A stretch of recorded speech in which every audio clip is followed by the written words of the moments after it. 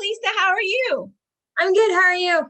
Fantastic. And I'm super excited about this class you're going to be teaching on August 7th. But before we get into any of that, one of the things I want to thank you for is when you teach for any skill set. So it doesn't matter where you are in your art journey, you can come take one of your classes and feel extremely comfortable taking that.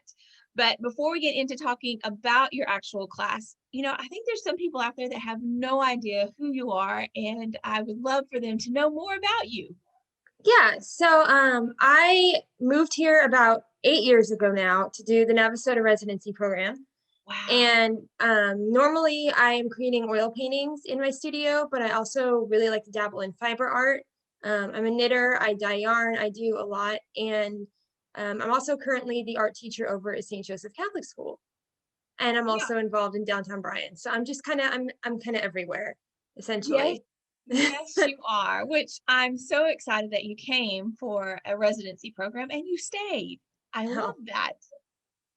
yeah, I really like it here and I've really enjoyed being here and just getting myself really involved in the community. And you've definitely done that. And so thankful for you doing that as well. So, what is bookbinding? Bookbinding is essentially the skill of bookbinding. So you're you have cover and you have blank pages and you are using a needle and thread to assemble those blank pages within the cover to make your own book.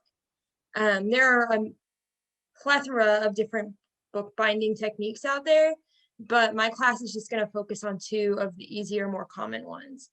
Oh, wow. So who usually wants to bind their own book? I mean, Yeah. So as a teacher, I actually will do hand-bound sketchbooks with my students in class. So artists like to do it just so that way they can make their own books instead of having to go buy sketchbooks or something like that. yeah. I also have just, since I learned how to do it, I've just really enjoyed making them as like little notebooks to keep my notes in and things. So maybe somebody who wants a little something special to write their notes in, or maybe as a gift, they want to give like a hand-bound book. Um, those are the most common uses that I can think of. I know there are a lot of other uses out there. So, anybody who takes this class, come with an idea of what you want to use your book for, and we'll make it happen. That is fantastic. So I think they make really neat journals too for Yeah. those who like to just like write poems or keep a journal every day. I know that when you've taught the kids how to do that at some of the summer camps in the past years, they've truly enjoyed and cherished that book binding that they created Yeah. themselves. Yeah. And I mean, it also, again, like in the case of when I do sketchbooks with my students, it keeps them from having to go out and buy a sketchbook because I'm providing all the materials they need to have that book for the whole year. So it's a nice handmade item. Awesome. Do you have any examples to show us? I do. So in the class, I'm hoping that we're going to get to two different techniques. We will start with the easier one, which is called Japanese stab binding. And so this is a sketchbook I actually made in a workshop where I learned how to do this technique. And we just filled it with blank computer paper, and I have drawn on it a little bit since. But we'll make a cover, and we're not going to probably do anything this fancy because we'd have to let this dry, but we'll make covers. Mhm. And then the technique just involves going like over, under, and around several times. So this is Wow. Japanese stab binding, and this is a big one. We'll probably make the big one in class, but I also have used that technique to make small ones Oh, wow. for different papers and things. And this is actually, I'm a knitter, so this one became like my knitting journal at one point. Oh, wow. That's really cool. Yeah, so that's the easier technique, Japanese stab binding. And then the other plan is to do Copic binding. And Copic binding is a little bit more detailed. Oh, wow. So you have the pages and you actually fold them in half and you poke holes into all of them, and then you are binding them more. There's a little bit more involved.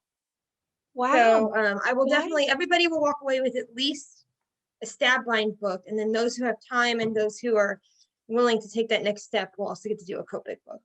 wow. What I like too is when you were turning the pages, it was like they weren't sticking together. Like Yeah, that was especially pretty awesome. On the Copic one, the way it's designed, you're able to open it up pretty much, all the way. Oh, wow. On the Japanese stamp binding one, you can, but you have to have a soft enough cover because your cover is going to bend. I gotcha. So, yeah. I gotcha. So in the class, not only are they going to be able to create their own book cover, they're going to actually bind them as Yes. well. Wow. And any age can do this, any skill set can do this. But for our class on Saturday, August the 7th, this is for our adults. So we're having an adult series of classes on Saturdays from 1 to 4. And I'm super excited that you are going to be joining our summer sessions for adults. And if you want to sign up for the class, all you have to do is go to acbv.org and you'll see a list of classes, or feel free to give us a call up here or email us. Again, check out all the information at acbv.org. Lisa, thank you so much for joining us, and I'm looking forward to this class. No problem. I'm hoping it works out for everybody. I'm really excited. Me too. Thank you.